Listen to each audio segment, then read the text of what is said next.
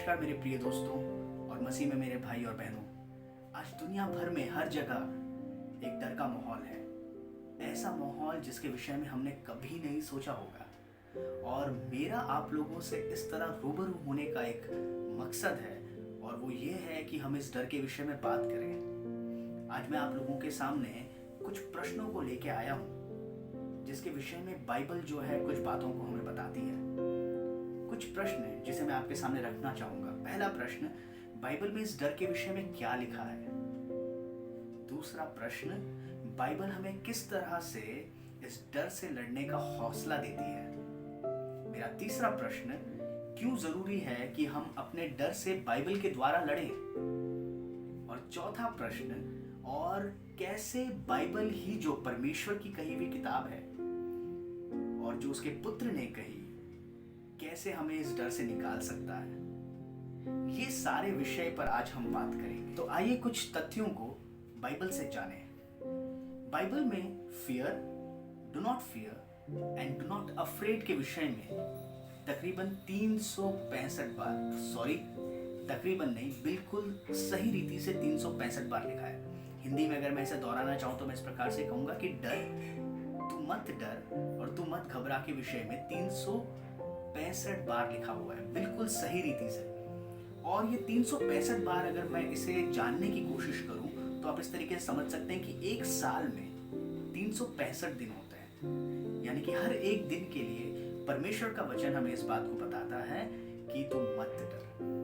तो मेरे प्रिय भाइयों बहनों, अगर आज आप डरे हुए हैं तो परमेश्वर का वचन आज आपसे कहता है कि तुम मत। तो आइए हम बाइबल की ओर मुड़े और वहां पर हम इन 3 प्रश्नों के उत्तर को ढूंढने की कोशिश करें।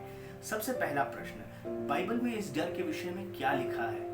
अगर इसके उत्तर को हमें जानना है तो हमें व्यवस्था विवरण की किताब उसके 31वें अध्याय के 6वें पद की ओर जाना पड़ेगा, जहां पर परमेश्वर, स्वयं परमेश्वर इस बात को कहते हैं कि तू हियाव बांध और दृढ़ हो, उनसे ना डर और ना भयभीत हो, क्योंकि तेरे संग चलने वाला तेरा परमेश्वर यहोवा है, वह तुझको धोखा ना देगा और ना ही छोड़ेगा।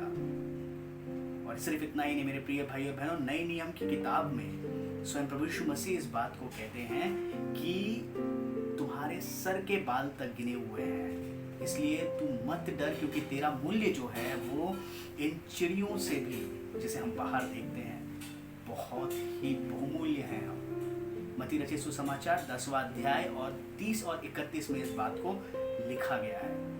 आइए हम दूसरे प्रश्न की ओर बढ़ते हैं। दूसरा प्रश्न जिसे बाइबल से हम जान सकते हैं, बाइबल हमें किस तरह से इस डर से लड़ने का हौसला देती है। अगर हम एक पुराने नियम की किताब की ओर जाएं, जहां पर सुलेमान नाम का एक राजा था जिसने अपनी किताब में, जिसका नाम है नीति वचन, उसमें इस प्रकार से लिखा है कि और तू अपने मार्ग पर निडर चलेगा और तेरे पाँव में ठेस ना लगेगी, जब तू लेटेगा तब तू भयभीत ना होगा, और जब तू लेटेगा तब तुझे नींद जो आएगी वो सुकून की होगी। नीति वचन उसके 3 अध्याय के 23 और 24 में इस बात को सुलेमान राजा लिखता है।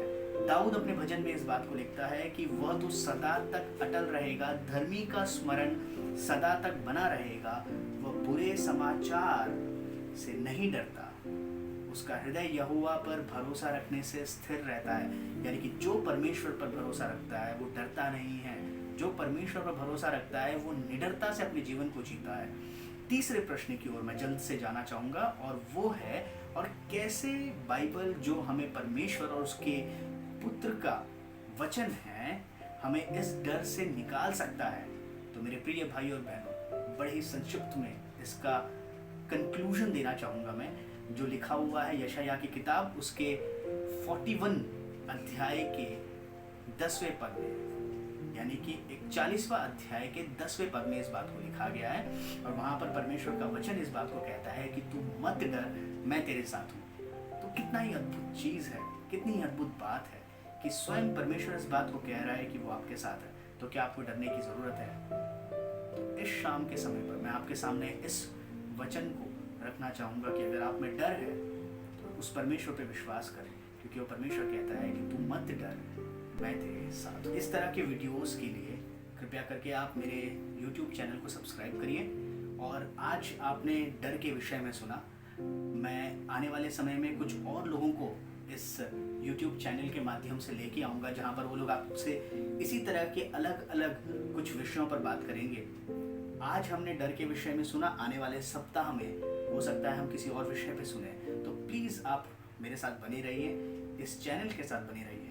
आपके जो डाउट्स हैं, आपकी जो प्रश्न हैं, आप मुझे नीचे कमेंट में डाल सकते हैं। वहाँ पर मैं आपके उन प्रश्नों का उत्तर देने के लिए तत्पर रहूँगा।